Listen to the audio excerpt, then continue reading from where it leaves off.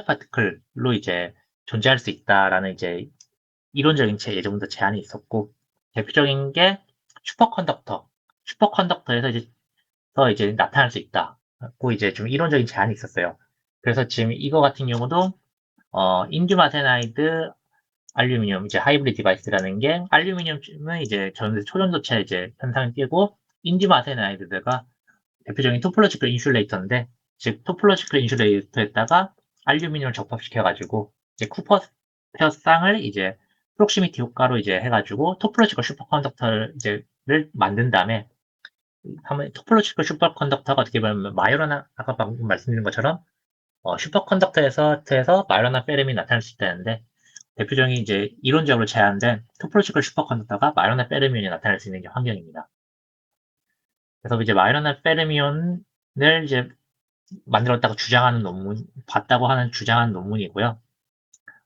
좀 더 첨언을 하자면, 이제 마이너나 페르미온 같은 경우가 이제 예전부터 뭐 토폴로지컬 슈퍼컨덕터로 좀 많이 제한됐던 중에 하나가, 마이너나라는 페르미온 같은 경우가 이제 만약 있다고 하면, 어, 얘 같은 경우는 보통 이제 페르미온 같은 경우는 어떤 파동함수가 있으면 어떤 그 파동함수 이제 파동함수가 있는 곳에 이제 노이즈가 있으면 그 파동함수가 이제 깨지거나 코런스를 이제 깨져버리고 그런 게 있는데, 마이너나 페르미온 같은 경우는 파동함수가 이제 예를 들면 길다란 뭐 이런 식으로 여기서도 나오는 것처럼 이런 길다란 와이어가 있으면 그 파동함수가 이 끝에 조금 이렇게 끝에 조금 이런 식으로 파동함수가 한 것으로 있는 게 아니라 로컬하게 좀 떨어져 있는 것처럼 이제 분포하게 돼가지고, 이게 전체를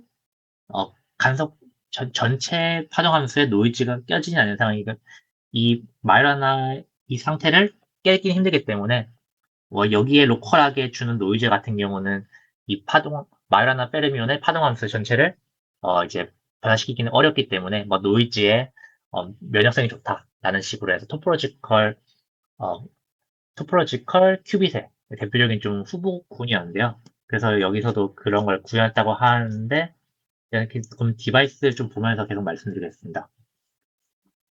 일단 디바이스 같은 경우는 일단 지금 보시는 것처럼 기본적으로 이게 여기 초록색 부분이 이제 방금 말씀드렸던 와이어, 그 인듐 아세나이드에다가 알루미늄 접합한 와이어가 있고, 여기에 그리고 밑에다가 이제 닷을 3개 만들었습니다.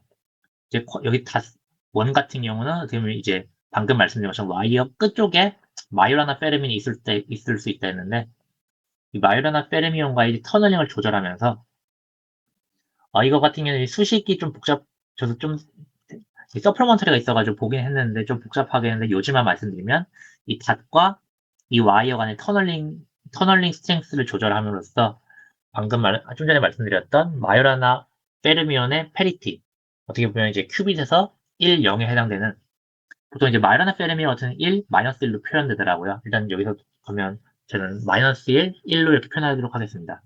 어쨌든 그런 페리티, 1과 마이너스 1이 있을 때 1과 마이너스 1 상태를 이제 에너지, 어떻게 보면 그 투 레벨 시스템의 뭐 에너지를 바꿀 수 있는 그런 역할을 한다고 하더라고요. 이거 같은 경우는 뭐 전체의 해밀토니안에서 좀 이펙티브한 해밀토니안을 뽑아내가지고 이렇게 유도를 하게 했던데, 이것 같은 건 넘어가도록 하고, 어쨌든 닷1과 닷3 같은 경우는 이 마유라나 페르미온이 있는 곳에서의 그 페리티, 투레벨 시스템 레벨을 조정하고, 레벨 간에 이제 뭐 보통의 큐빗으로 말하면 그 레벨 간의 터널링이라나 레벨링 간의 트랜지션 하는 것을 조절하는 역할을 이 터널링으로 이제 모사할 수 있다라는 거고요. 이 다투가 이제 메인인데, 다투 같은 경우는 그 페리티를 측정하는 겁니다. 페리티를 즉 여기 마이너나가 있는 와이어에 페리티를 측정하는 건데, 사실 여기 뒤에서 말씀드리겠지만 마이너나 제로 모드, 여기서 마이너나가 있는 것을 마이너나 제로 모드라고 하는데, 왜냐하면 마이너나라는 게 에너지가 0인 곳에서 이제 존재할 수 있기 때문에 제로 모드라 표현하거든요. 그런데 이제 보통 지금까지 막 많은 논문들이 마이너나 페르민이 있다고 하는데, 그게 좀 항상 반박이 됐던 게 마이라나 페르미온이랑 안드리브 바운드 스테이트. 그러니까 슈퍼컨덕터에서 이제 갭 안에 있는 보다 레벨 에너지가 낮은 스테이트가 있는데 그거랑 거의 비슷한 것이 많이 비슷한 물리적 현상이 있기 때문에 이게 정말 마이너나 제로 모드가 맞냐? 아니면 안드리브 바운드 스테이트냐? 네, 그런 좀 계속 항상 그 논란의 여지가 있기 때문에 이것도 있고 이거 같은 경우도 지금 제가 읽으면서 느꼈던 게 여기서는 페리티를 측정할 때 결국은 여기 페리티가 어떻게 보면 이 페르미는 넘버 즉 이 와이어에 있는 페르미온의 개수 전자 개수죠 어떻게 보면 전자 개수가 이제 결국 해당되는데 즉 페리티를 읽는 것이 여기 전자 개수를 읽는 거에 해당되는 거고 즉 결국은 컨덤다 2가 위에 이제 와이어와 캐패시터 연결을 해가지고 그것을 읽었다. 네, 그런 의미로 보시면 될 것 같습니다. 다시 보면 지금 여기 이 초록색 부분이 여기 위에는 원 디멘셔널 토포로지컬 슈퍼컴퓨터 해당되는 거고 지금 별표로 표시한 게 여기서 마이러나가 생길 수 있는 끝에 생길 수 있는 것을 이제 의미하게 되고요. 여기서 이제 파이 즉 여기서 자기장을 걸어줘 가지고 자기장을 이제 변화시켜주면 마라나 페르미온 같은 경우 이제 방금 말씀드린 페리티 같은 경우가 어, H 오버 2E 이제 주기로 이제 페리티가 바뀌는 건데 이제 플럭스를 조정함으로써 이제 이 페리티를 계속 변화시켜주는 거게 되겠죠. 그때 이제 닷 1, 3 같은 경우는 거기에 해당되는 뭐 에너지 준이라든지 그런 걸 상수를 이제 조정하는 역할이고 얘가 직접적으로 페리티를 변화시켜주는 역할을 해주는 겁니다. 플러스를 변화시킴으로써 여기에 페리티를 변화시키고 즉 페리티 변화는 결국 여기 있는 페르미온 전자 개수를 변하기 때문에 그 전자 개수를 이제 캐패시턴스로 이제 읽었다. 고 읽음으로써 즉 페리티가 어떻게 보면 아까 말씀드린 것처럼 큐빗의 1형 스테이트죠. 즉 이 원리미터 토포로지컬 슈퍼컨덕터의 페리티의 읽음으로써 우리는 이제 토포로지컬 슈퍼컨덕터의 이 큐빗의 기본 역할을 하는 것을 좀 구현해봤다. 이렇게 얘기하는 내용입니다. 어, 이거 같은 경우는 이제 이런 물질 구조를 어떻게 스택했냐, 좀 더 자세한 얘기고, 아까 말씀드린 것처럼, 인듐 아세나이드가 있고, 인듐 아세나이드 위에 이제 알루미늄을 이렇게 덮음으로써, 여기서 토포로시컬 슈퍼컨덕터를 이제 구현한 것이죠. 주변에 이제 게이트를 연결해가지고, 아까 말씀드린 것처럼, 퀀텀.2, 퀀텀.1, 3 이런 식으로 연결해서 이제 디바이스를 구현한 것이 되겠고요. 어, 여기서 이제 읽은 게 이제 페리티를 읽었다고 하는 내용이 이건데, 이거 같은 경우 이제, 시간에 따라서 캐패시턴스가 이제 변하는 것을 읽음으로써 이게 페리티의 변화에 해당된다. 이렇게 얘기하는 내용이고요. 어, 이거 같은 경우는 이 캐패시턴스의 이제, 저도 이거는 좀 제대로 못 읽어봤는데, 네, 이 값을 이제 캐패시터 값을 통해 가지고 이제 이것을 계산을 통해 가지고 이제 페리티를 읽었다는 내용인데 이건 저도 좀 더 읽어봐야 될 것 같습니다. 이제 오른쪽 내용 같은 경우가 아까 말씀드렸던 마그네틱 필드, 즉 마그네틱 필드의 이제 플럭스를 이제 바꿀 때 주기성을 보인 건데 캐패시터가 주기성을 보이는 것을 확인하면서 이게 페리티를 읽었다고 이제 주장하는 거고요. 대략적으로 지금 보면 이제 밀리테슬라인데 대략적으로 한 어, 원 바이 원 마이크로미터 이제 정사각형에 한 2mm 테슬라가 들어가면 이게 아까 말씀드렸던 H 오버 2E가 대충 이 정도 값이 될 거예요. 그러니까 대략적으로 이 주기가 H 오버 2E에 해당된다고 이제 얘기하는 내용입니다. 뒤에 내용도 이제 그렇고 여기 같은 아직 큐빗을 좀 현실화시켰다는 느낌은 아직 제가 보면서 말하진 않았었고요. 이게 정말 토포로시컬 슈퍼컨덕터를 큐빗을 이제 구현했냐 하는 것도 좀 의문이 드는데 여기서도 앞에서 보면 여기서도 아 어디더라? 네. 그래서 이게 마이너나 제로 모드가 이게 프리즘이전 여기서 얘기한 것이 안드리블 리바운드 스테이트와 정말 이제 마이너나 제로는 말하는지 좀 확실한 증거가 부족하다 이제 얘기하고 있는데요. 보통 이제 슈퍼컨덕터 같은 경우에서 이제 많이 보이는 마이너나 제로 모드와 안드레벨 리바운드 스테이트 간의 이제 관계 같은 경우는 마이너나 제로 모드 같은 경우는 이제 에너지가 0인 상태에서 이제 만들어지는 거고, 그리고 안드리블 바운드 스테이트 같은 경우는 딱 0, 정확히 0은 안 되는데 0 근처는 얼마든지 갈 수 있었거든요. 그렇기 때문에 좀 이전에 많은 논문들이 0 근처에서 이제 뭔가 피크가 보이는데 이게 마이너나 제로 모드다 이제 많이들 주장했었고, 이전 논문들, 예전에 마이너나 논문 같은 경우는 대부분 이제 반박하는 게 이게 마이너나 제로 모드가 아니라 결국은 안드리블 그냥 바운드 스테이트다라고 이제 많이들 얘기했어요. 또 마이너나 제로 모드랑 이제 안드리블 바운드 스테이트와 좀 특징 중 하나가 마이너나 제로 모드 같은 경우가 이제 두 끝에 마이너나가 이렇게 있을 때 얘들 가지고 이제 페리티 나타내는데 이제 현상적으로 나타내는 걸 보면 이 페리티가 뭐 1에서 마이너스 1이 바뀌는 것이 결국은 차지가 바뀌는 거라 아까 말씀드린 것처럼 차지가 바뀌는 거랑 결국 똑같은 효과가 나타내거든요. 근데 안드리머 바운드 스테이트 같은 경우도 똑같이 차지가 바뀔 수 있기 때문에 그 페리티가 바뀌는 게 정말 마이너나에 의한 효과냐 아니면 그냥 안드리버 바운드 스테이트에 의한 효과냐 좀 논의가 많습니다.